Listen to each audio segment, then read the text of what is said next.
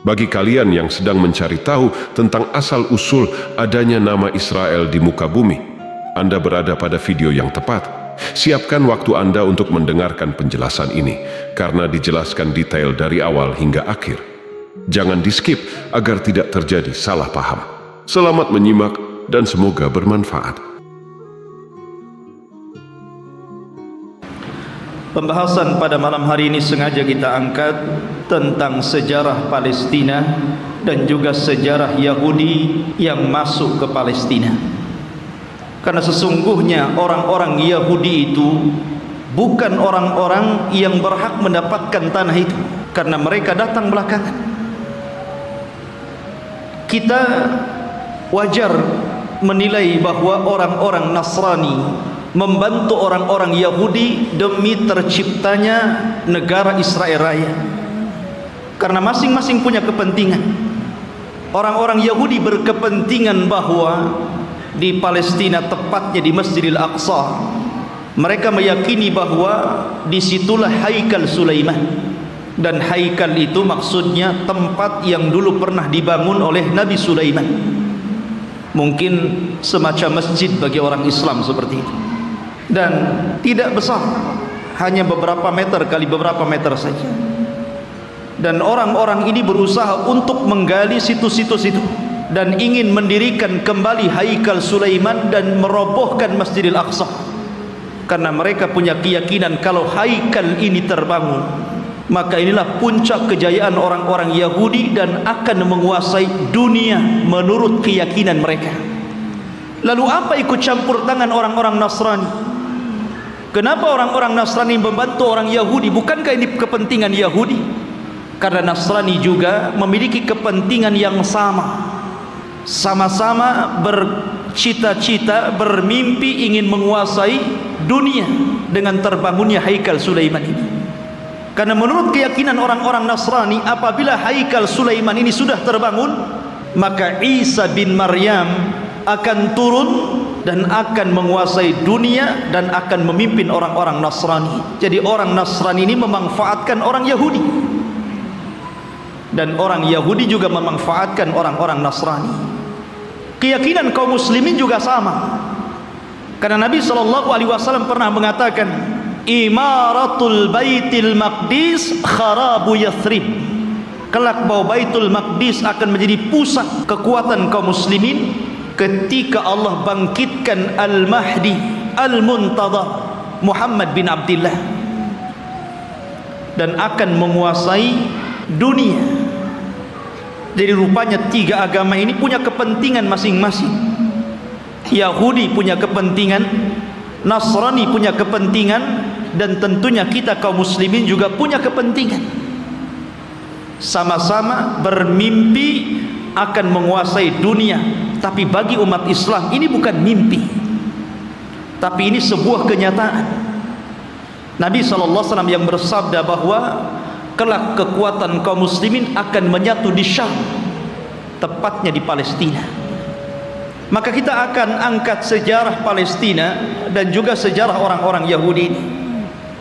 Sebelum saya angkat sejarah ini, saya ingin menjelaskan tentang fadail Palestina dulu, keutamaan negeri Palestina ini. Negeri Palestina, ikhwan, di situ ada satu kiblat yang dijadikan kiblat pertama dalam Islam. Karena ketika Nabi SAW salat, di awal salat sebelum Allah Subhanahu wa taala memalingkan kiblat, maka kiblatnya Rasul dan para sahabat menuju Baitul Maqdis.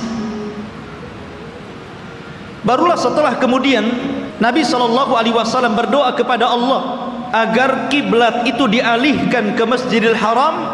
Turunlah ayat, qad nara taqalluba wajhika fis sama falanuwalliyannaka kiblatan tardaha fawalli wajhaka syatral Masjidil Haram.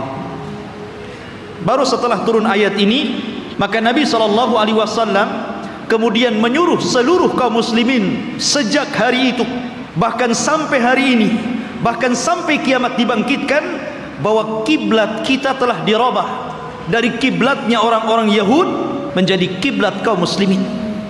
ke Baitullah Al-Haram. Dari sini menunjukkan bahwa ada sejarah bahwa Baitul Maqdis yang ada di Palestina adalah kiblatnya kaum muslimin. Dan Nabi SAW pernah di-Isra' Mi'rajkan oleh Allah dan sempat salat di Baitul Maqdis, bahkan menjadi imam bagi para nabi. Kemudian ikhwatu fiddin yang dimuliakan Allah Azza wa Jalla, negeri Palestina ini adalah negerinya para nabi dan rasul. Negeri ini adalah negerinya para nabi dan rasul. Negerinya Ibrahim alaihi salatu wassalam, negerinya Ishak, negerinya Ya'qub, negerinya Ismail dilahirkan di situ walaupun kemudian hijrah ke Mekah. Negerinya Daud alaihi salatu wassalam, negerinya Nabi Yusuf, negerinya Sulaiman, negerinya Yahya. Dan para nabi banyak diutus di negeri ini. Di negeri ini adalah negerinya para nabi. Bahkan sebagian para nabi dikubur di sini, seperti Ibrahim alaihi salatu wassalam dikubur di Khalil, Palestina. Kemudian juga Nabi Yusuf alaihi salatu wassalam dahulu dikubur di Mesir, tapi kemudian jasadnya dibawa ke Palestina dan dikubur di Palestina. Kemudian juga kuburannya Nabi Ishak alaihi salatu wassalam, kuburannya Nabi Ya'qub, Nabi Harun, Nabi Musa. Seluruh para nabi ini dikubur di Palestina. Jadi ini memang negerinya para nabi, ikhwan. Negeri yang sangat suci, negeri tersuci ketiga setelah Mekah, Madinah, kemudian Syam. Dan Nabi SAW pernah bersabda, tuba lisyam, tuba lisyam, tuba lisyam. Kata Nabi SAW, beruntung orang-orang Syam itu, beruntung orang-orang Syam itu, beruntung orang-orang Syam itu. Kemudian sahabat bertanya, kenapa wahai Rasul? Karena Syam, para malaikat Allah mengepak-ngepakkan sayapnya di atas negeri itu, dan Palestina bagian daripada negeri Syam. Kita tahu bahwa Masjidil Aqsa adalah memiliki keistimewaan yang sangat besar, sebagaimana ketika Allah Subhanahu wa taala menyebutkan keistimewaan Masjidil Haram, kemudian Masjidil Nabawi, maka Masjidil Aqsa juga sama. Orang yang salat di situ sebanding dengan orang yang salat 500 kali salat di masjid-masjid yang lainnya. Ini keistimewaan yang sangat besar. Bahkan para nabi, para ulama, orang-orang saleh banyak berziarah ke masjid ini. Negerinya para ulama, negerinya kitab-kitab. Banyak para ulama yang kemudian terlahir di negeri Palestina. Kita tahu bahwa Imam Syafi'i lahir di mana? Di Gaza, Gaza Palestina. Di sana ada Al-Asqalan. Kita kenal dengan Al-Imam Ibnu Hajar Al-Asqalani, Asqalan Palestina. Jadi banyak para ulama dunia, bukan ulama kecil, ulama dunia, itu lahir di Palestina. Bahkan Nabi SAW melarang tidak boleh safar dalam rangka ibadah kecuali di 3 tempat: Masjidil Haram, Masjid Nabawi, dan Masjidil Aqsa. Kata Rasul, la tushaddur rihal illa ila thalathati masajid. Tidak boleh kalian melakukan safar dalam rangka ibadah kecuali di 3 masjid ini. Salah satunya Masjidil Aqsa. Bahkan Nabi SAW pernah berdoa, Allahumma barik lana fi syamina wa barik lana fi yamanina. Ya Allah, berkahi negeri Syam kami. Ya Allah, berkahi negeri Yaman kami. Di sini Rasul mendahulukan Syam kemudian Yaman, menunjukkan bahwa Syam lebih utama dibandingkan Yaman. Ini menunjukkan bahwa Syam negeri yang penuh berkah, Rasul yang mendoakan. Kemudian juga ikhwatu fiddin yang dimuliakan Allah Azza wa Jalla, para sahabat Nabi SAW banyak yang hijrah ke negeri Palestina, berziarah ke sana. Di antaranya adalah Umar ibn al-Khattab radhiyallahu anhu, Abu Ubaidah Amir ibn al-Jarrah, kemudian juga Safiyah istri Nabi, Safiyah bintu Huyai, kemudian juga Mu'adh bin Jabal, Abdullah ibn Umar, Salman al-Farisi, Abu Dhar al-Ghifari, kemudian Abu Hurairah radhiyallahu an, Bilal ibn Rabah, Amr ibn As, Muawiyah bin Abi Sufyan, dan banyak lagi para sahabat Rasul yang mereka hijrah dan berziarah ke negeri Palestina ini. Artinya ini negeri para sahabat Rasul, bukan hanya negeri para nabi dan rasul, dan juga negeri para sahabat, negeri para ulama, negeri kitab-kitab ahli sunnah wal jamaah. Bahkan negeri ini kelak akan menjadi berkumpulnya seluruh manusia, karena negeri ini disebut mahsyar. Di antara tanda-tanda kiamat, akan muncul api dari Hadraul Maut, kemudian akan menggiring manusia dan mengumpulkan di Syam. Saat itulah kiamat dibangkitkan.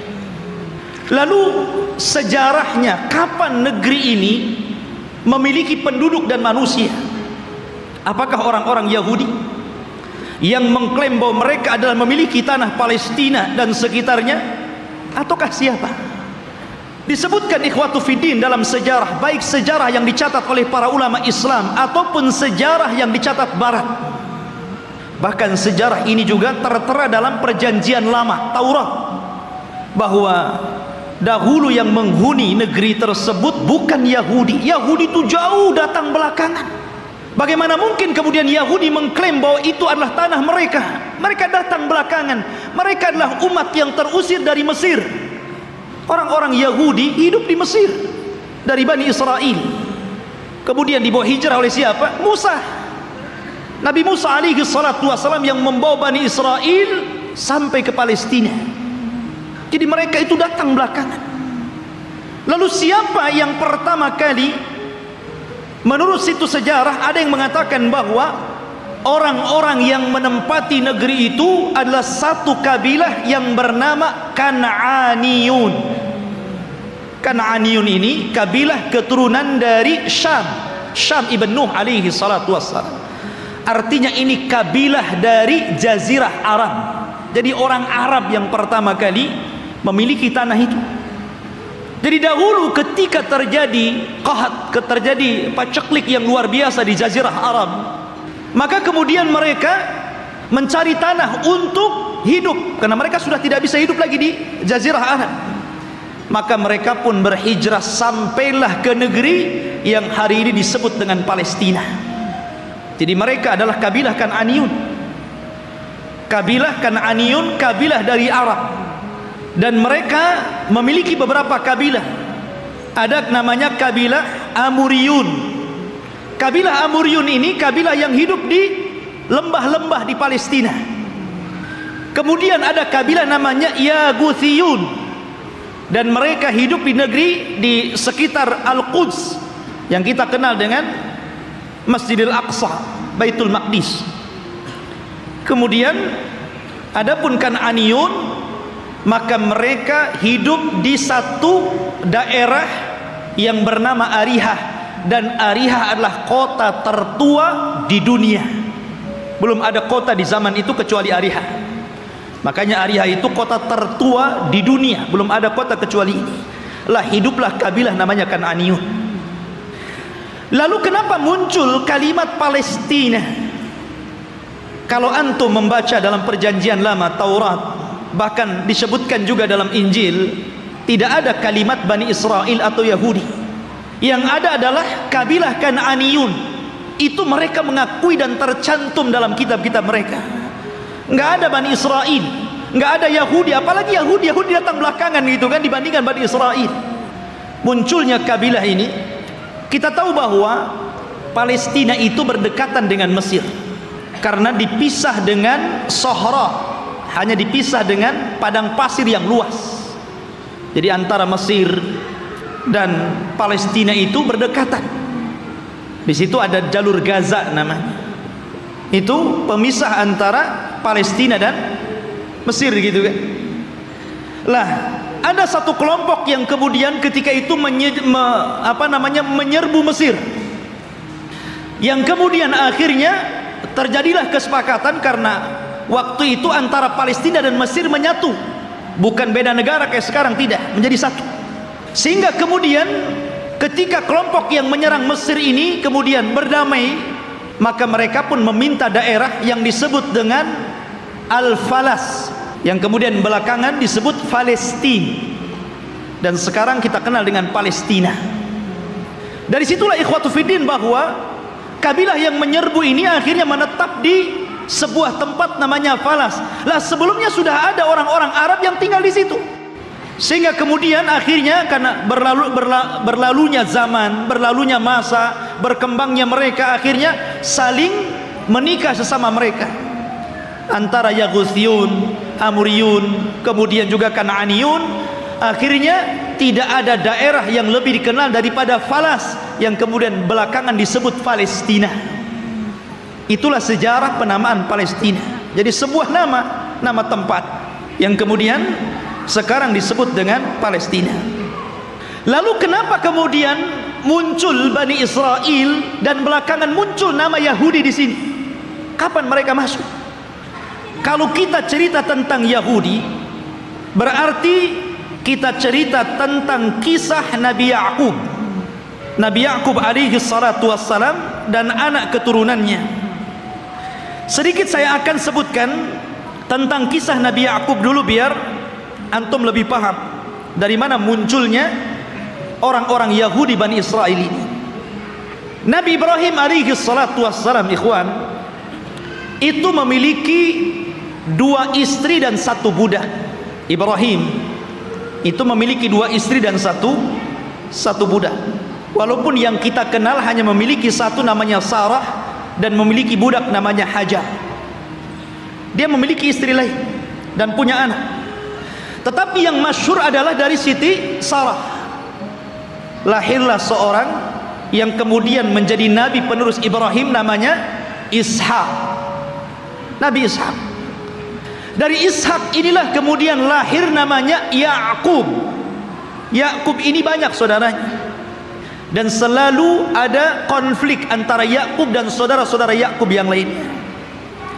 Lah Ya'qub ini anak Ishak yang paling saleh, yang kemudian menjadi penerus Ishak, menjadi nabi juga, Nabi Ya'qub namanya. Sehingga dia terkadang di malam hari selalu menyendiri, selalu pergi di malam hari. Dalam bahasa Arab, pergi di malam hari itu namanya Isra. Makanya ada Isra, ada Mi'raj. Isra itu perjalanan malam yang ditempuh Rasul dari Masjidil Haram ke Masjidil Aqsa. Kemudian karena Ya'qub ini selalu berjalan tengah malam, makanya kemudian dia pun disebut Israel, karena Isra itu diambil dari suka berjalan tengah malam. Tapi ada juga yang mengatakan Isra itu artinya abdun dan il itu adalah Allah. Jadi artinya Abdullah, karena Ya'qub itu selalu beribadah kepada Allah Subhanahu wa taala. Maka orang-orang di zaman itu karena menggunakan bahasa Ibrani menyebutnya sebagai Israel. Jadi penamaan Israel itu dari siapa? Nabi Ya'qub. Dan Nabi Ya'qub alaihi salatu wassalam itu memiliki 4 istri, 2 sah dan 2 budak. Maksudnya yang 2 sah istri dia dan 2 budak, dan semuanya melahirkan anak, sehingga jumlahnya menjadi 12. Lah dari salah satu istri Nabi Ya'qub namanya Rahil, lahirlah seorang nabi yang kelak akan meneruskan Ya'qub kenabiannya, namanya Yusuf, dan juga saudaranya namanya Binyamin. Kita tahu bahwa sejarah ini ma'ruf, sering diceritakan kan. Yusuf dizalimi saudara-saudaranya, akhirnya kemudian dibuang ke sumur, kemudian dipungut oleh para pedagang, sampailah di Mesir, kemudian dibeli oleh para pejabat Mesir, kemudian belakangan menjadi bendaharawan Mesir. Dari sinilah kemudian Yusuf memborong seluruh keluarganya dari Palestina menuju Mesir. Tidak ada satupun keturunan Ya'qub yang tinggal di Palestina. Semua berangkat ke Mesir. Jadi 12 saudara Nabi Yusuf itu semuanya berangkat ke Mesir, dan ditampung oleh Nabi Yusuf alaihi salatu wassalam karena dia telah menjadi pejabat besar di Mesir, bendaharawan, dan sangat dihormati oleh kerajaan Mesir ketika itu. Lah selama Nabi Yusuf hidup, Maka Yakub dan anak-anaknya diberikan sebuah daerah, kemudian mereka hidup di situ, dan mereka mendapatkan fasilitas yang luar biasa disebabkan oleh Nabi Yusuf alaihi salatu wassalam. Maka beranak pinaklah orang-orang ini yang kemudian keturunan dari 12 putra Yakub disebut Bani Israel. Selama mereka berada di Mesir dan Nabi Yusuf masih hidup, mereka dihargai, mereka hidup senang, hidup mewah, mereka berkembang biak luar biasa. Tapi setelah Nabi Yusuf alaihi salatu wassalam meninggal dunia, mulailah kemudian Mesir menekan mereka. Mulailah suku Kipti, suku terbesar ketika itu yang menguasai Mesir, rajanya namanya Fir'aun, mulailah menjajah Bani Israel ini. Belakangan kemudian Bani Israel menjadi budaknya Fir'aun. Budaknya Fir'aun, tertindas mereka. Karena tertindas inilah, maka kemudian Allah subhanahu wa ta'ala utus kepada mereka secara singkat siapa? Nabi Musa. Nabi Musa diutus kepada mereka menjadi Rasul Bani Israel dan untuk mendakwahi Fir'aun. Dan subhanallah ikhwan, kita tahu bahwa di zaman Bani Israel diutusnya Nabi Musa alaihi salatu wassalam kepada mereka, Bani Israel ini menyaksikan 9 mukjizat besar di hadapan mereka dengan mata mereka sendiri. Ketika mukjizat itu turun kepada bangsa Fir'aun, orang-orang Bani Israel juga melihat, dan 9 mukjizat itu disebutkan di dalam Al-Quranul Karim. Yang pertama, mukjizat yang kita dikenal dengan hajar, batu yang mengeluarkan 12 mata air.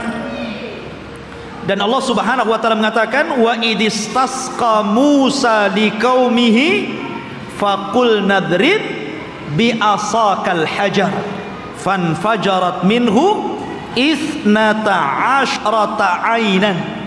Dan ketika Bani Israel meminta hujan kepada Nabi Musa karena mereka sudah kehausan, tidak ada air, maka Allah subhanahu wa ta'ala firmankan, pukullah wahai Musa batu itu. Maka dipukullah oleh Musa batu tersebut, tiba-tiba memancar 12 mata air. Mukjizat. Dari sini mereka menyaksikan mukjizat ini. Tapi Bani Israel ini ikhwan adalah orang yang sangat keras kepala. Nanti kita akan sebutkan bagaimana keras kepalanya orang ini. Kemudian yang kedua, mereka menyaksikan bagaimana terbelahnya lautan. Betul-betul menyaksikan itu, dan mereka melewati lautan. Ketika Fir'aun mengejar-ngejar Nabi Musa dan Bani Israel yang lari dari Mesir ke Palestina, kemudian mereka dihadang oleh lautan besar, maka Allah subhanahu wa ta'ala mengatakan, fa'auhayna ila Musa anidrib bi'asakal bahra. Dan kami wahyukan kepada Musa agar memukul dengan tongkatnya lautan. Fanfalaka fakana kullu firqin kattaudil adhim. Maka kemudian tiba-tiba lautan terbelah menjadi 12 jalan. Kenapa 12 terus? Karena memang Nabi Musa alaihi salatu wassalam membawahi 12 kabilah Bani Israel. Jadi mereka dikasih satu-satu mata air, satu kabilah satu. Ketika memukulkan lautan juga dibuat 12 jalan. Jadi masing-masing kabilah berjalan sendiri-sendiri. Mereka menyaksikan itu. Kemudian juga menyaksikan tongkat. Ketika Nabi Musa alaihi salatu wassalam berduel dengan tukang-tukang sihir Fir'aun, maka Allah subhanahu wa ta'ala katakan, fa'alqa asahu fa'idha hiya thu'ban mubin. Fa'alqi asah. Maka Musa pun kemudian melemparkan tongkatnya, tiba-tiba tongkat itu menjadi ular yang sangat besar. Bani Israel menyaksikannya, menyaksikan bagaimana tongkat Musa berubah menjadi ular besar. Kemudian juga kekurangan makanan dan hilangnya buah-buahan, sehingga Fir'aun dan juga kabilah-kabilah Fir'aun dari kalangan Kibti, mereka merasa kelaparan, susah cari buah-buahan. Allah subhanahu wa ta'ala berfirman, walaqad aqadna ala fir'auna bisinin wa naqsim minats thamarati la'allahum yadhakkarun. Dan ingatlah ketika kami memberikan hukuman kepada keluarga Fir'aun dan juga para pengikutnya dengan kekeringan yang berkepanjangan dan kurangnya buah-buahan, agar mereka mau kembali ke jalan yang benar. Dan Bani Israel menyaksikan ketika orang-orang Fir'aun kelaparan, mereka justru kekenyangan. Ini mukjizat. Kemudian juga tufan, angin yang sangat besar, yang kemudian banyak membunuh, menghancurkan tembok-tembok dan juga rumah-rumah. Allah katakan fa arsalna alaihim tufan. Allah kirim kepada mereka tufan, angin yang sangat besar. Kemudian juga al-jarad, di mana-mana belalang di mana-mana ikhwan, di rumah-rumah, di dapur-dapur, bahkan di tempat tidur, belalang di mana-mana. Kemudian juga kumal kutu dan juga dafadi', katak dan kodok, di mana-mana ada kodok. Kemudian juga darah, di mana seluruh air bersih menjadi merah dan berdarah.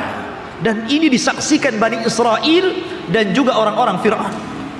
Kemudian juga bagaimana tangan Nabi Musa yang bercahaya, dan banyak lagi mukjizat yang diberikan kepada Musa. Tapi sekali lagi saya katakan ikhwan, bagaimana degilnya Bani Israel. Allah sudah tampakkan banyak mukjizat kepada mereka, tapi mereka kufur kepada Allah Azza wa Jalla. Kita perhatikan ketika Nabi Musa alaihi salatu wasallam berhasil menyeberangkan Bani Israel sehingga mereka mampu melewati lautan, dan Allah tenggelamkan Fir'aun di Laut Merah. Mulailah kemudian ketika mereka melewati satu kabilah, dan kabilah itu menyembah berhala, tiba-tiba satu di antara mereka datang kepada Musa dan mengatakan, ij'al lana ilahan kama lahum alihah. Heh Musa, jadikan untuk kami berhala-berhala sebagaimana mereka punya berhala untuk disembah. Lihat, Allah sudah tampakkan 9 mukjizat. Harusnya mereka makin beriman, kan begitu? Ini sudah diseberangkan, lihat ada orang nyembah berhala, minta pula berhala. Bani Israel ikhwan, inilah wataknya orang-orang Yahudi. Makanya Nabi SAW ketika perang Hunain kemudian melewati ada pohon yang di zaman jahiliyah selalu digantungkan pedang dengan keyakinan bahwa kalau mereka gantungkan pedang di situ, maka pedang itu akan ditransfer kekuatan, dan apabila dipakai maka pedang itu akan mudah untuk membunuh musuh. Itu keyakinan orang musyrik tabaruk dengan pohon bidara. Maka sahabat mengatakan, ya Rasulullah, jadikan jugalah pohon sama seperti pohonnya orang-orang musyrik, biar sebelum perang kita gantungkan juga pedang kita di situ. Oh, Rasul marah. Allahu Akbar, kata Rasul. Kalian ini persis seperti Bani Israel yang mengatakan kepada Musa, jadikan untuk kami banyak berhala sebagaimana mereka banyak berhala. Akhirnya kemudian Rasul marah dan mengatakan, innakum qaumun tajhalun, kalian ini bodoh. Sudah dikasih hidayah tauhid mau syirik pula. Tidak cukup ikhwatu fiddin, selama perjalanan Nabi Musa alaihi salatu wassalam hijrah menuju Palestina, ketika itu ikhwatu fiddin, Nabi Musa alaihi salatu wassalam diperintahkan Allah subhanahu wa ta'ala selama 40 malam untuk datang ke Bukit Sainah yang disebutkan dalam Al-Quran itu Tur. Namanya ada Suratul Tur. Di situ ada bukit namanya Bukit Sainah, Bukit Tur Sinah. Maka Nabi Musa meninggalkan Bani Israel dan menyerahkan kepada saudaranya Harun. Jadi Harun itu sebagai wakil Musa supaya menjaga akidah Bani Israel, karena dia akan diturunkan kitab termulia pertama yang Allah turunkan, namanya Taurat. Nabi Musa berangkat menuju Tur, kemudian Allah turunkan Taurat, dan Allah catat Taurat dengan tangannya. Satu-satunya kitab yang dicatat oleh Allah langsung adalah Taurat. Maka Musa pun kemudian membawa Taurat itu pulang. Sesampainya di Bani Israel, marah Musa. Kenapa? Rupanya Bani Israel yang dulu menyembah Allah tiba-tiba mereka berubah menjadi penyembah patung sapi namanya Samiri. Bayangkan, ditinggal 40 hari bisa kufur, padahal mereka sudah melihat 9 mukjizat besar.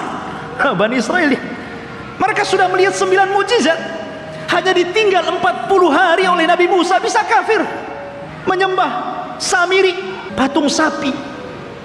Maka kemudian Nabi Musa marah kepada siapa? Kepada Harun.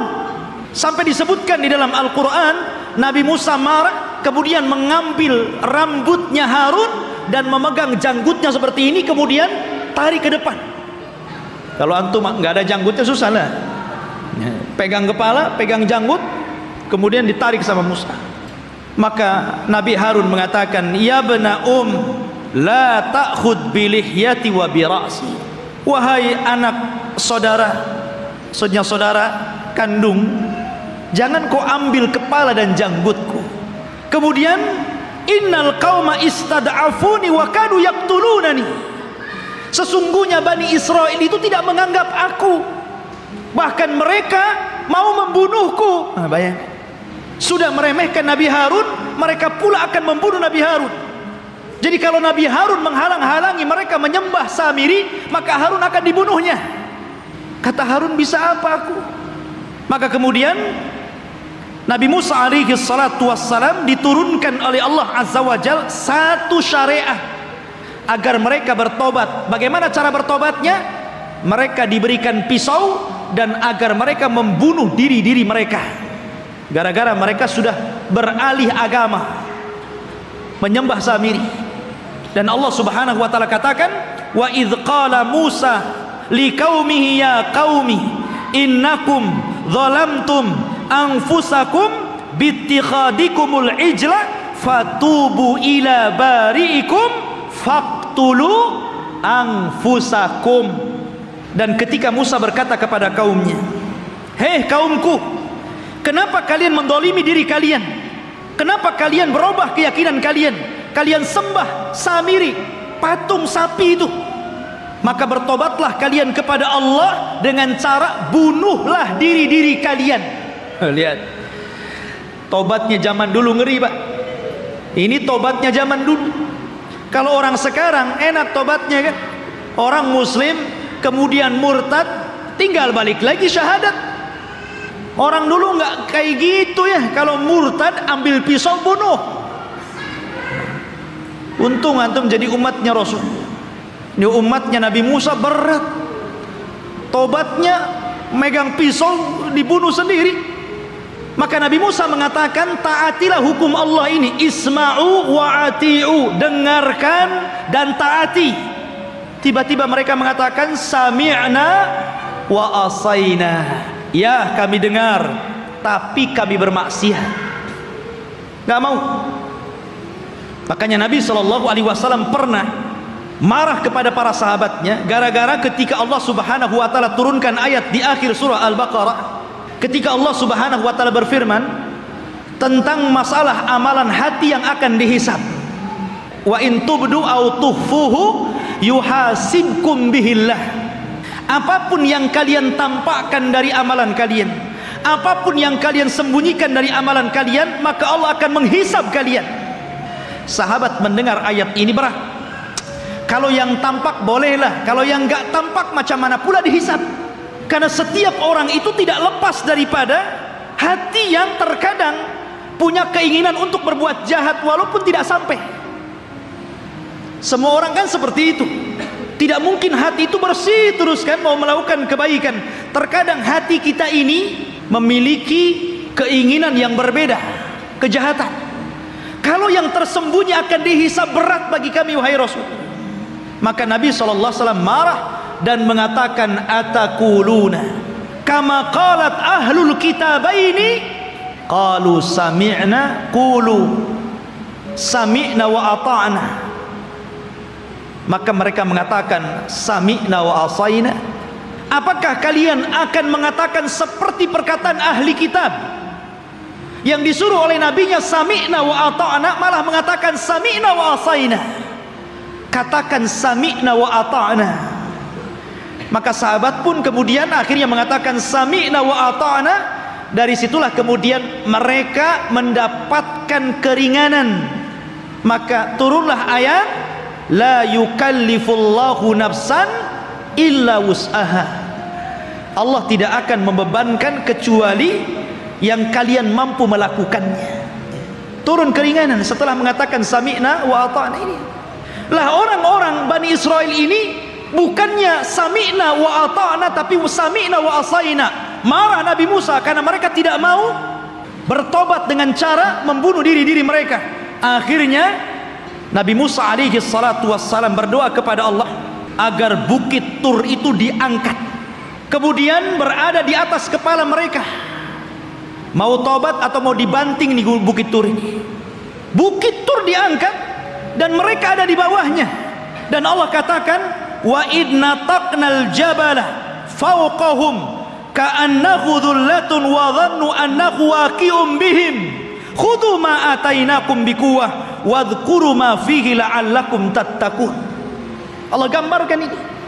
Dan ketika kami angkat gunung Tur itu, kemudian seolah-olah gunung itu akan menimpa mereka. Kemudian mereka diingatkan dengan nikmat Allah. Diingatkan bagaimana mereka dulu diperbudak oleh Fir'aun, kemudian diselamatkan oleh Musa, kemudian diberikan nikmat yang banyak. Kalian masih kufur? Barulah ketika bukit akan dibantingkan kepada mereka, barulah mereka mengambil pisau dan membunuh mereka. Oh, jadi mereka melaksanakan itu kalau di bawah ancaman. Itulah Bani Israel, Yahudi itu. Ma'asyiral muslimin rahimani wa rahimakumullah. Belum sampai di situ.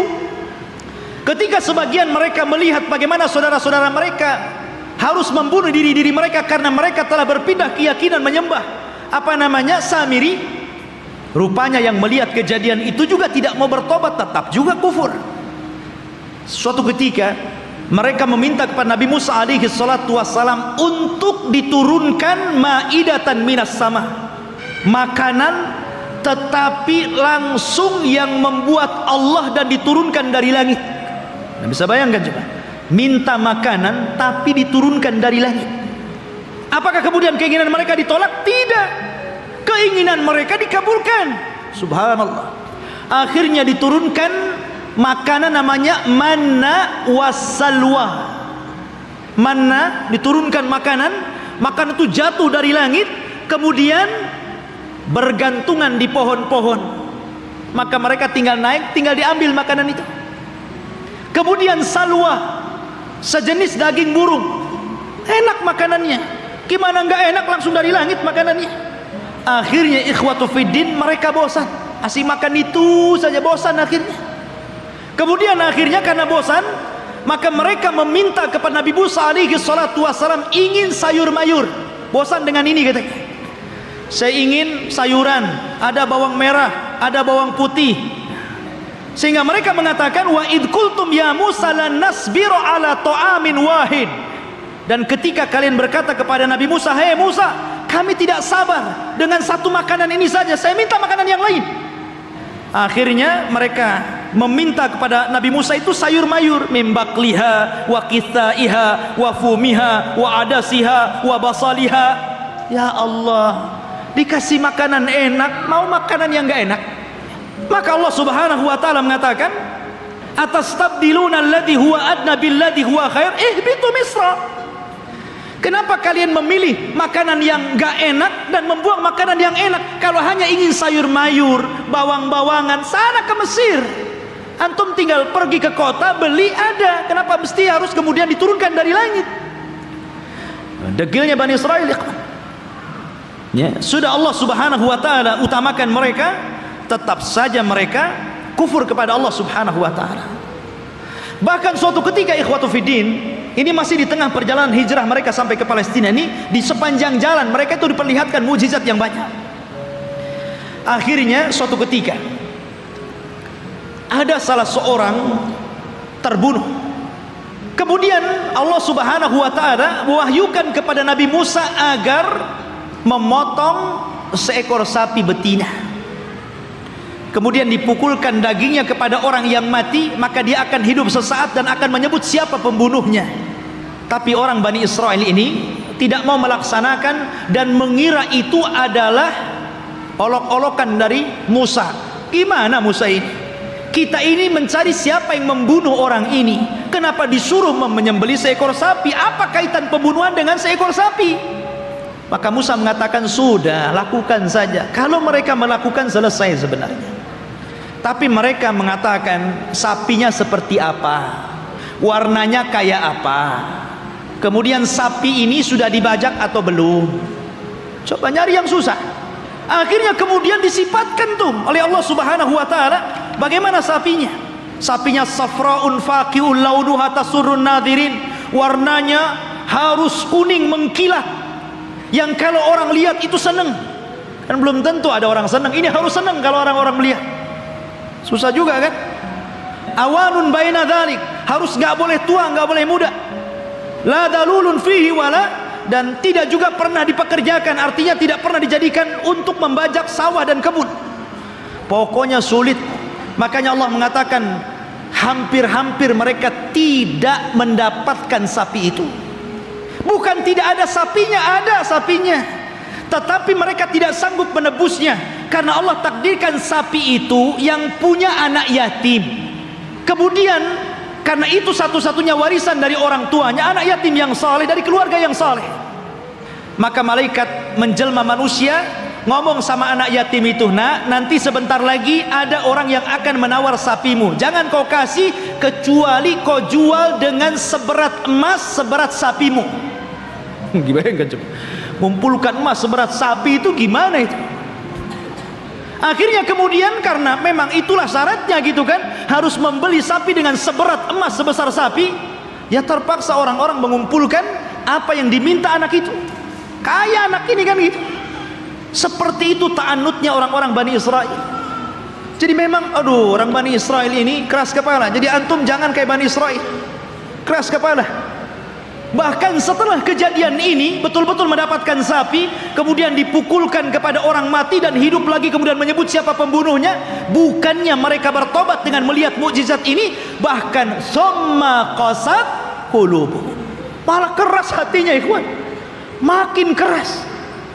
Bahkan Allah mempermisalkan, kalau hati ini keras, batu loh, kalau terkena tetesan air bisa bolong. Tapi hatinya Bani Israel lebih keras daripada batu. Itu Bani Israel. Seperti itulah orang-orang Yahudi. Akhirnya ikhwatu fiddin, setelah kemudian mereka pun berjalan jauh meninggalkan Mesir gitu. Ada sebuah kejadian, mereka tersesat. Mereka tersesat dan tidak bisa masuk dan meneruskan perjalanan. Karena ada satu wasiat Nabi Yusuf yang belum pernah mereka tunaikan, di mana Nabi Yusuf itu berwasiat agar jasadnya dipindah dari Mesir dan dikubur di Palestina. Dan ketika itu tidak ada yang tahu di mana letak kuburan Nabi Yusuf alaihi salatu wassalam kecuali seorang nenek tua. Dan ini teringat dengan kisah Rasul ketika pulang dari peperangan. Ketika itu Nabi SAW kehabisan bekal, kemudian singgah di salah satu perkampungan di perbatasan Madinah, perkampungan orang-orang Yahudi yang terusir dari Madinah karena berkhianat. Rupanya Rasul dijamu oleh seorang nenek Yahudi. Karena sudah kehabisan bekal, maka Rasul pun mampir dan diberikan jamuan yang luar biasa. Nabi itu tidak pernah melupakan kebaikan orang, walaupun yang berbuat baik itu orang kafir. Karena balasan yang baik itu harus kebaikan ikhwan. Orang kalau sudah berbuat baik kepada antum, telah memberikan jasa kepada antum, apakah berupa ilmu, berupa pendidikan, harusnya dibalas dengan kebaikan, bukan malah dizalimi orang tersebut. Lah Nabi SAW tidak seperti itu. Walaupun yang berbuat baik orang kafir, dia akan berusaha untuk berbuat baik kepada orang yang telah berbuat baik kepada dia. Jadi dia ngomong sama nenek itu, nek, kamu sudah berbuat baik kepada saya, kira-kira apa yang akan kau minta? Karena Rasul kan baru pulang dari peperangan, banyak membawa harta ghanimah, harta rampasan perangan itu. Kata nenek tersebut, karena engkau memintanya wahai Muhammad, aku ingin seorang pembantu. Berikan untukku pembantu agar aku bisa hidup tenang. Ada yang ngurus pembantuku. Maksudnya budak untuk membantu dirinya di rumahnya. Kata Rasul, baik, saya akan kasih. Apalagi nek? Kata nenek tersebut, aku ingin seekor unta, agar kalau kemana-mana aku tidak jalan kaki. Aku kan punya kendaraan, dan unta di zaman itu, ikhwan, kendaraan yang mewah. Makanya Rasul sallallahu alaihi wasallam kalau mempermisalkan sesuatu itu pasti dengan unta. Kata Rasul kepada Ali, wahai Ali, kalau lantaran lisanmu ada satu orang dapat hidayah, lebih baik daripada unta merah. Karena unta merah itu kendaraan yang termahal. Sebutkan kendaraan hari ini termahal berapa miliar harganya, triliun begitu kan. Itulah unta merah. Makanya Nabi sallallahu alaihi wasallam ketika menikah dengan Khadijah, maharnya itu dengan unta, bukan dengan sapi, bukan dengan kambing, tapi dengan unta. Dan tidak tanggung-tanggung 20 ekor unta. Itu maharnya Rasul. Dan semuanya betina, di mana unta betina lebih mahal dibandingkan unta jantan. Anda bisa bayangkan satu unta itu, kalau antum membeli satu buah Avanza itu bisa. Berarti maharnya Rasul itu 20 mobil Avanza. Coba. Tapi saya yakin ibu-ibu paling diberi seperangkat alat sholat. Ya kan? Gak apa-apa bu, lebih senang. Karena apa? Kalau ada masalah dengan suaminya, kemudian terpaksa harus menggugat cerai, kan mudah mengembalikan maharnya kan? Perangkat alat sholat saja, ambil seperangkat alat sholat saja. Tapi kalau antum kasih 2 Avanza saja, bingung tuh istri antum mau gugat cerai itu kan. Ini dikembalikan di 2 Avanza, dari mana saya akan belikan gitu kan? Mikir dia. Nabi sallallahu alaihi wasallam nih memuliakan perempuan dengan unta. Maka nenek ini mengatakan, aku minta unta. Kata Rasul, mau apa lagi? Dia mengatakan, berikan kepadaku kalban yahrusu ghanami. Aku pengen anjing, supaya anjing ini bisa menjaga kambing-kambingku. Kemudian minta apa lagi? Disebutkan satu-satu, nggak berhenti-berhenti nenek ini. Ya Allah, coba yang anak datang ke rumah antum, kemudian antum kasih makan, kasih minum, oke lah, kenyang, dijamu luar biasa gitu kan. Selepas itu antum ngomong, ya sebagai balasan tolong Ustadz kasih saya Avanza, kasih saya pembantu, kasih saya mesin cuci, apa kan begitu. Masa seperti itu gitu balasannya? Mahal sekali. Maka Nabi mengingatkan kepada nenek itu, nenek, apakah engkau lemah untuk menjadi seorang nenek di zaman Bani Israel? Sahabat heran, apa maksudnya? Rasul, apa maksudnya nenek di zaman Bani Israel itu? Kita masuk dalam cerita ini. Jadi ketika Nabi Musa mencari kuburan Nabi Yusuf, tidak ada yang tahu kecuali seorang nenek di zaman Bani Israel. Dia yang tahu di mana letak kuburannya. Maka Musa mengatakan, wahai nenek, tunjukkan kepadaku di mana kuburan Nabi Yusuf. Kami akan bawa jasadnya dan kami kubur di Palestina. Kata nenek tersebut, tunggu dulu, semua ada bayarannya. Nggak main tunjuk-tunjuk saja, ada bayarannya. Kata Nabi Musa, apa bayarannya? Sebutkan. Maka nenek ini mengatakan, ya Musa, inni uridul jannah wa inni uridu ma'aka fil jannah. Wahai Musa, aku ingin sorga dan aku ingin bersama kamu di sorga. Subhanallah. Dia tidak ingin dunia. Tapi tentu ini lebih parah dibandingkan nenek di zaman Rasul kan gitu. Di zaman Rasul dunia, pengen unta kasih unta, ini minta sorga lebih tinggi lagi. Masa hanya menunjukkan kuburan Nabi Yusuf minta sorga? Ya Musa diam sajalah. Dia tidak punya sorga, apa yang mau dibuat? Akhirnya Musa diam sampai Allah mengutus Jibril, kemudian mengatakan, ya Musa, Allah mengabulkan permintaan nenek itu. Baru Musa bersuara, ya, kalau begitu engkau akan jadi kawanku di sorga. Sekarang cepat tunjukkan di mana kuburannya. Akhirnya ditunjukkan kuburannya, dibawalah Nabi Yusuf, jasadnya sampai akhirnya dikuburkan di Palestina. Kemudian ketika Nabi Musa alaihi salatu wasalam sudah dekat ke Baitul Maqdis, maksudnya ke daerah Palestina, sudah mendekati daerah Palestina ini, berada di tengah padang pasir. Karena saya katakan antara Mesir dan Palestina ini terpisah dengan padang pasir yang luas sekali. Jadi Musa ini tersesat akhirnya. Tapi kemudian Nabi Musa mendapatkan jalan setelah membawa jasadnya Nabi Yusuf dan hampir mendekati Palestina.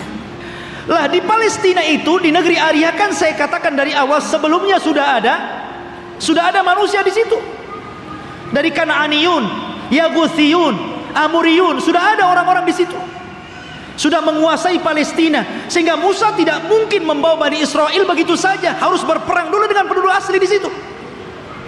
Maka kemudian Nabi Musa alaihi salatu wassalam meminta kepada Bani Israel untuk siap-siap perang.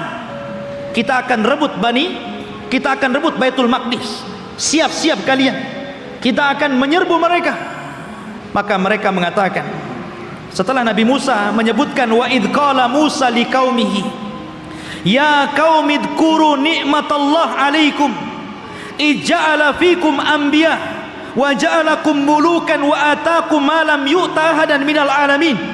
Ketika Musa berkata, hei kaumku, ingatlah nikmat Allah, bagaimana dahulu kalian menjadi budak di Mesir, kemudian diutus kepada kalian nabi, kemudian dijadikan kepada mereka raja yang memimpin kalian, disebutkan nikmat yang banyak. Kemudian Musa mengatakan, ya qaumi dkhulul ardal muqaddasata allati kataballahu lakum wa la tartaddu ala adbarikum fatanqalibu khasirin. Di hadapan kalian ada negeri yang disucikan.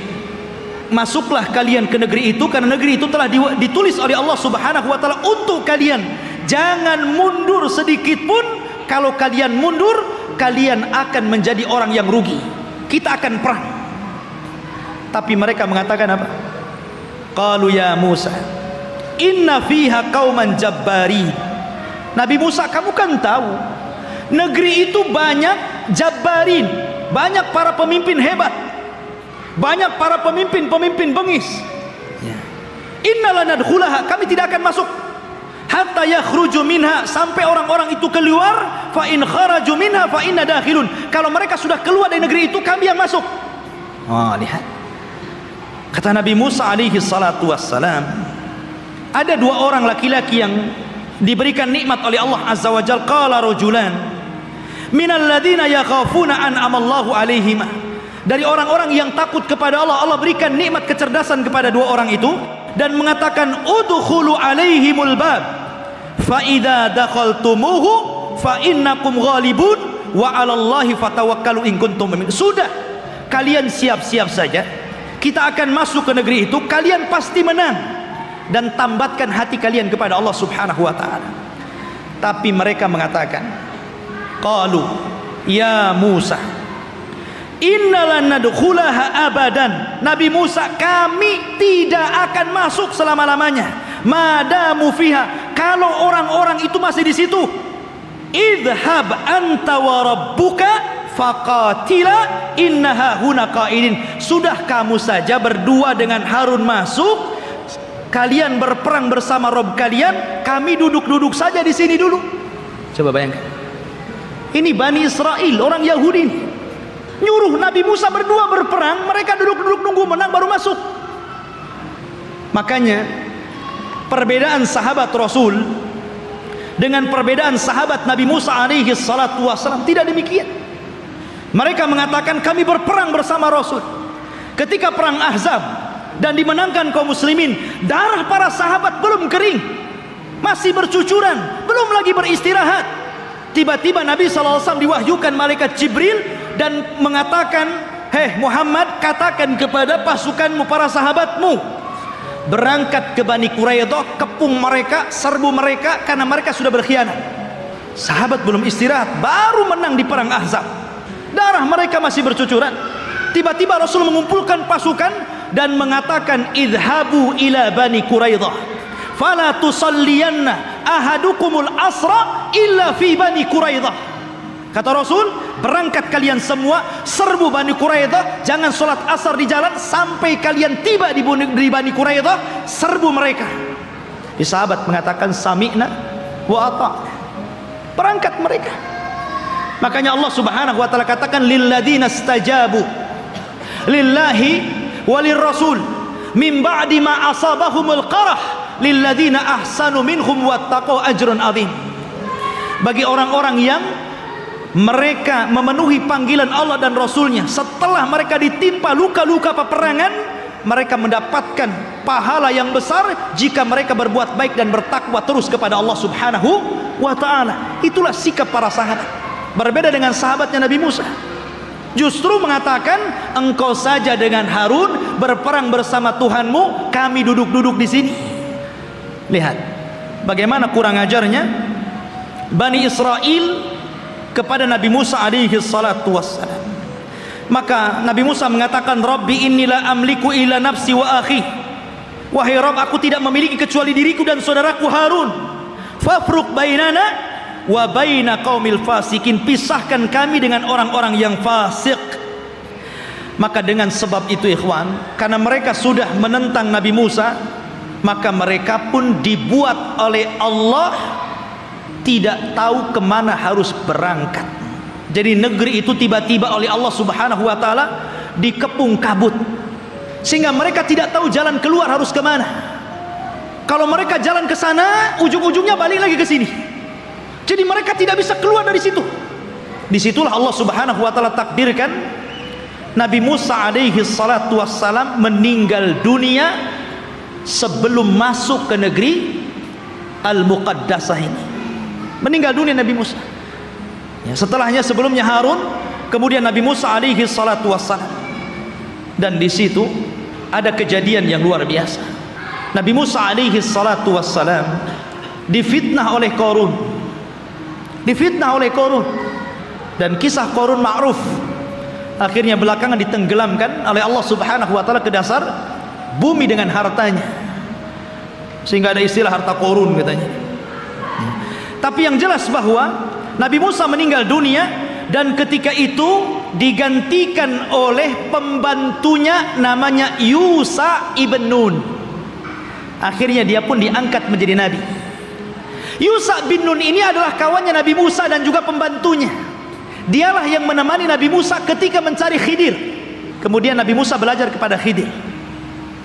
Dan kisah Musa dengan Khidir ma'ruf disebutkan dalam surah Al-Kahfi, dan diisyaratkan walaupun Khidir tidak ada namanya dalam Al-Quran, tapi isyaratnya ada. Tapi yang jelas bahwa Yusha bin Nun lah yang kemudian berhasil membawa Bani Israel dan masuk ke Baitul Maqdis. Allah menangkan dalam peperangannya. Jadi Nabi Yusha inilah yang membawa pasukan, kemudian berperang dan berhasil menguasai Baitul Maqdis. Dari sini menunjukkan bahwa Bani Israel ini mereka menjajah, bukan asli situ.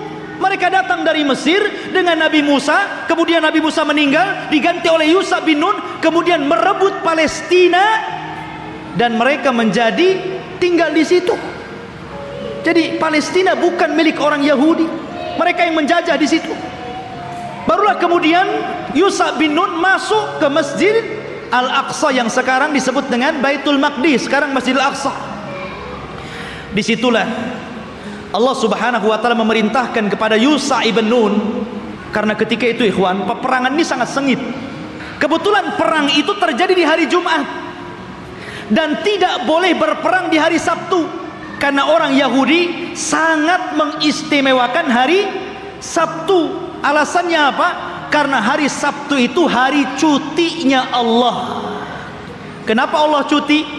Karena Allah lelah setelah menciptakan langit dan bumi. Diawali hari Ahad dan diakhiri hari Jumat. Allah lelah, maka Allah beristirahat. Maka hari Sabtu hari istirahatnya Allah setelah Allah menciptakan langit dan bumi selama 6 hari. Jadi mereka mengatakan ini hari cuti Allah. Kalau Allah saja cuti, kita juga cuti katanya. Jangan berperang. Tapi Allah kemudian bantah, wa ma massana min lughub. Kami tidak disentuh dengan keletihan, kata Allah. Enak saja kami istirahat. Maka kemudian ikhwatu fillah, karena perang ini terus berkecambung, hampir matahari tenggelam dan masuk ke hari Sabtu. Ini kalau matahari tenggelam masuk hari Sabtu kan gak boleh perang tuh. Akhirnya Yusha bin Nun memperlihatkan mukjizatnya. Dia nunjuk kepada matahari, innaki ma'murah wa ana ma'mur. Kamu diperintah Allah, saya juga diperintah Allah. Jangan bergerak dulu sampai perang ini menang. Berhenti matahari. Matahari diem. Betul-betul sampai menang perang itu, matahari nggak bergerak. Nah, itu mukjizatnya Yusha bin Nun, menghentikan matahari sampai menang perang, betul-betul menang. Akhirnya setelah menang baru matahari berjalan dan masuk ke hari Sabtu. Setelah menang inilah maka Allah perintahkan masuk ke Baitul Maqdis sajidan dengan penuh tawadu, dengan penuh merendahkan diri, menundukkan kepala. Kata Allah Subhanahu wa taala mengatakan, masuklah kalian dengan sujud. Maksud sujud itu maksudnya dengan ruku, karena sujud nggak mungkin bisa jalan orang sujud. Ya, dengan menundukkan kepala. Tapi Bani Israil degil. Disuruh maju masuk ke Baitul Maqdis nundukkan kepala, malah berbalik, malah kemudian berjalan lewat punggung, membelakangi Baitul Maqdis sampai mundur gitu. Disuruh maju nundukin pandangan, malah berbalik, malah mundur. Bayangkan, Bani Israil sudah dikasih mukjizat, ditampakkan matahari, masih juga menentang Yusha ibn Nun. Bukan itu saja, mereka disuruh untuk membaca Hittah. Masuklah ke Baitul Maqdis dan bacakan Hittah. Hittah itu artinya, ya Allah ampuni dosa-dosaku, ya Allah ampuni dosa-dosaku. Digantinya kalimat Hittah menjadi Hintah. Bayangkan, apa Hintah? Ya Allah berikan makanan, ya Allah berikan makanan. Disuruh minta ampun malah minta makanan. Bani Israil, mereka sudah dimenangkan, tinggal masuk saja, masih kurang ajar gitu kan. Akhirnya mereka pun tinggal di Baitul Maqdis. Lah, ketika kemudian Yusha bin Nun berhasil menguasai Baitul Maqdis dan menempatkan orang-orang Yahudi atau Bani Israil di Baitul Maqdis dan menguasai Palestina, maka kemudian Yusha ibn Nun pun meninggal dunia. Ketika Yusha ibn Nun meninggal dunia, ketika itu Bani Israil memiliki beberapa hukum. Pertama, mereka dipimpin oleh para nabi. Jadi ketika Yusha bin Nun meninggal, ada nabi. Kemudian nabi ini meninggal, muncul lagi nabi. Nabi ini meninggal, muncul lagi nabi. Bahkan ada satu tempat itu nabinya 3, rasulnya 3. Diutus banyak para nabi, ribuan para nabi diutus. Ketika itu yang memimpin para nabi. Akhirnya Bani Israil bosan nasi nabi terus yang mimpin. Kami mau raja, nggak mau nabi. Nah, bayangkan, nolak nabi, mau raja. Ya, ketika itu nabi yang terakhir yang diutus kepada mereka sebelum mereka menjadikan sistem kerajaan adalah Nabi Samuel. Dan Nabi Samuel ini pernah didapati kuburannya di zaman Umar bin Khattab ketika menyerbu Persia. Ketika Umar ibn Khattab berhasil menguasai Persia dan merebut Baitul Maqdis di tangannya, ketika itu dia menjajah satu kota. Rupanya di kota itu ada kuburan Nabi Samuel dan diagungkan penduduknya. Maka Umar ingin mencegah kesyirikan. Tengah malam digalinya kuburan Samuel, kemudian dipindah ke tempat lain, dijadikan 9 kuburan palsu, yang 1 asli, yang 8 palsu. Orang nggak tahu mana Samuel 1. Jadi bingung tuh. Yang tadinya suka minta-minta ke kuburan, bingung. Ini ada 9 kuburan, yang mana 1 yang Samuel ini. Coba kalau kuburan wali kayak gitu ya, bingung orang. Dikubur tuh, dikubur tempat lain, malam-malam dibuat kuburan palsu banyak-banyak. Di zaman Umar bin Khattab. Makanya Umar itu orang yang paling keras dalam penyimpangan tauhid. Ketika ada orang yang kemudian mulai sholat di satu pohon yang dulu Rasul pernah berbaiat, namanya Baiatur Ridwan, karena sudah mulai digunakan sholat, meminta-minta, ditebang pohon itu sama Umar. Nggak boleh ada orang kesini lagi. Walaupun Rasul pernah berbaiat di sini. Harusnya antum begitu. Kalau ada pohon beringin, orang minta-minta di situ, ambil singso, tebas tuh beringinnya. Tapi baca bismillah dulu ya. Nanti antum kesurupan pula di beringin situ. Khotbah ini dimuliakan Allah Azza wa Jalla. Kemudian akhirnya kata Nabi Samuel, baik.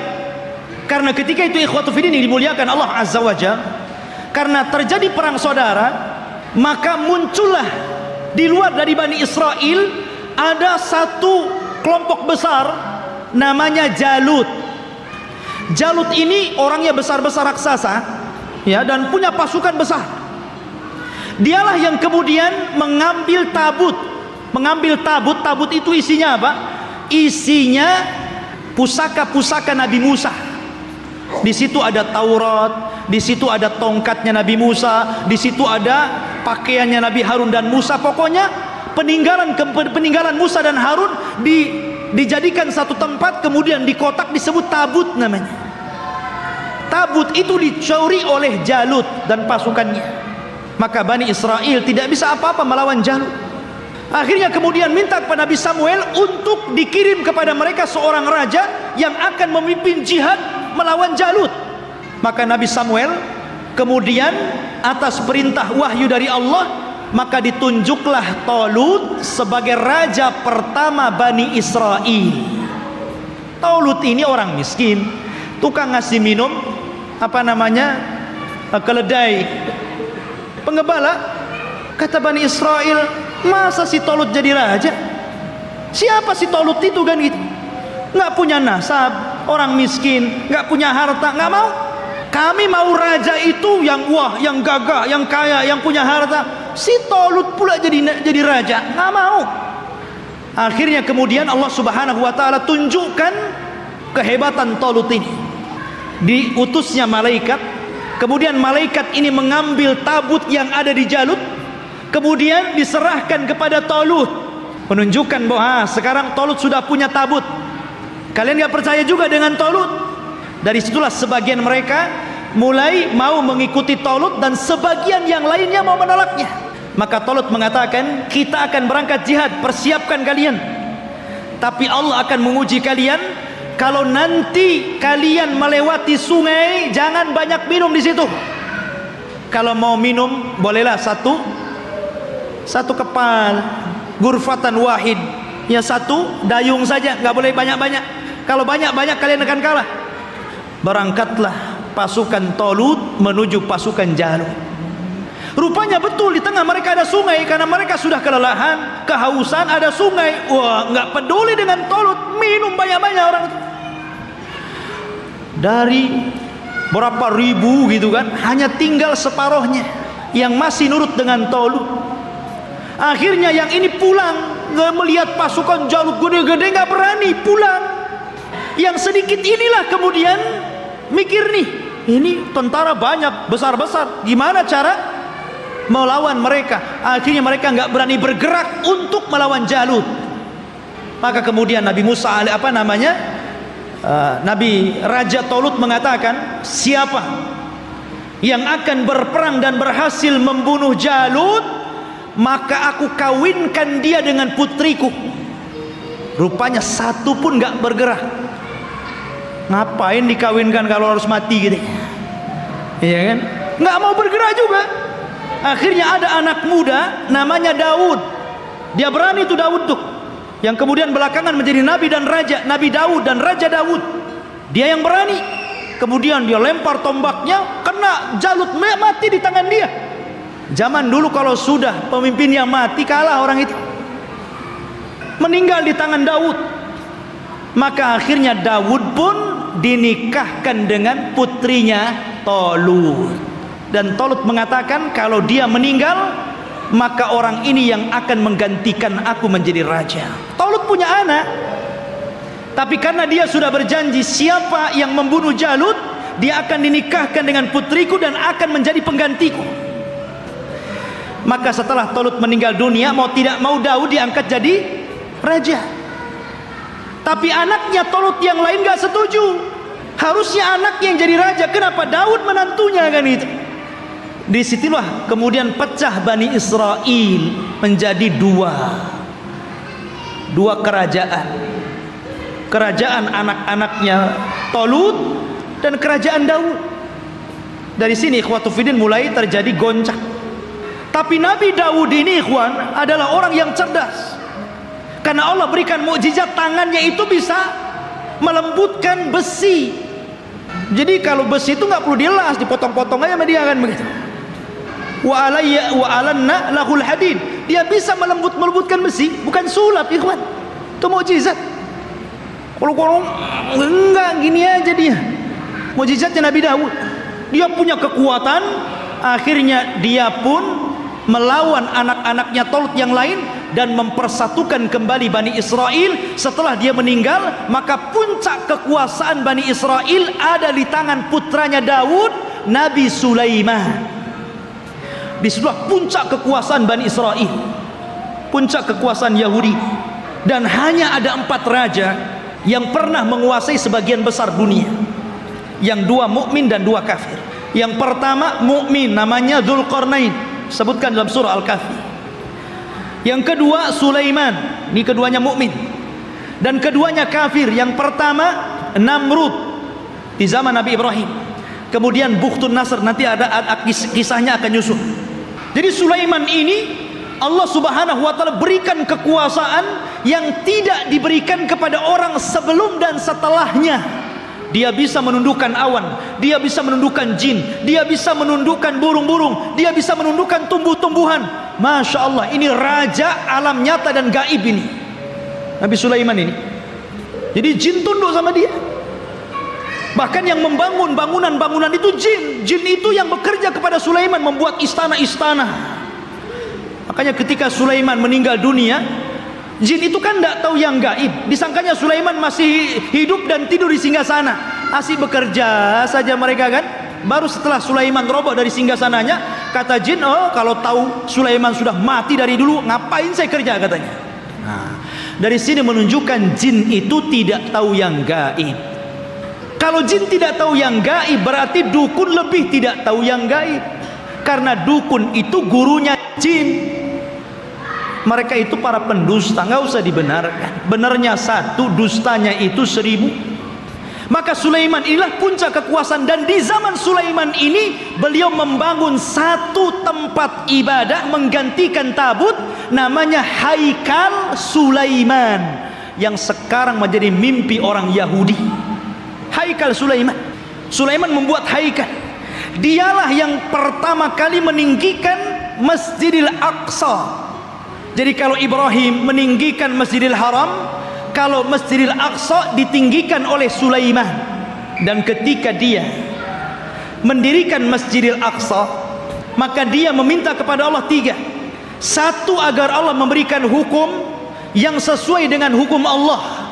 Yang kedua, agar diberikan kekuasaan yang tidak pernah diberikan kepada siapapun setelahnya. Yang ketiga, agar siapapun orang yang masuk ke masjid ini dan tidak ada niat kecuali sholat, keluar, maka dia sudah hilang dosanya seperti anak yang baru dilahirkan dari perut ibunya. Kata Rasul, aku berkehendak bahwa yang ketiga itu aku, kata Rasul. Karena yang kedua sudah dikabulkan. Dan Rasul pernah sholat di Baitul Maqdis. Kata Rasul, aku berharap aku yang ketiganya.